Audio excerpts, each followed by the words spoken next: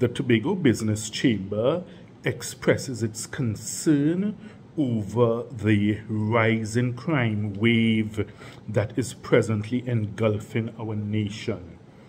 It appears over the course of this weekend, at least 13 people were killed in varying circumstances.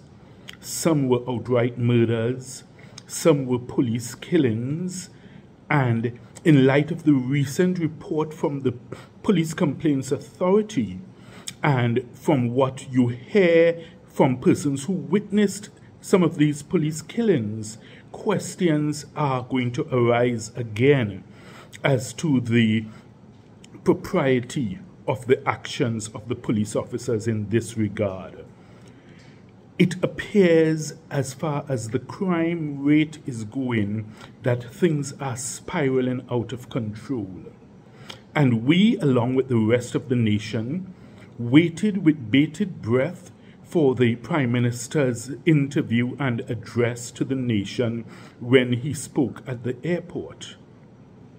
Unfortunately, it appears that a greater part of the interview was spent being combative with reporters, and making veiled comments to them, and it didn't appear to present the answers to the pressing problems and issues facing and bedeviling our nation, leading with the issue of crime, because that is our biggest challenge here in Trinidad and Tobago at this time. We would have hoped to see some more sustainable and, sufficiently sound proposals coming forth. It appeared instead that we got vacuous statements which were void of any concrete plans. And we, along with so many other persons in the nation, struggle to find meaning in the suggestion by the Prime Minister that crime and violence should be declared a public health emergency, because one wonders, how does that present itself as a solution to the spiraling crime wave? You declare it a public health emergency, and then what?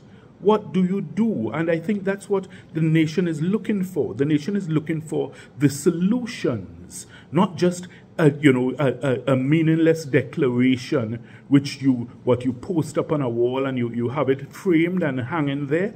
How is that going to resolve the pressing issues that are facing us? Because at present, it appears respectfully that we are drifting aimlessly, rudderlessly, leaderlessly, with no sense of clear direction for Trinidad and Tobago. We don't appear to be on any definite and definitive growth path economically.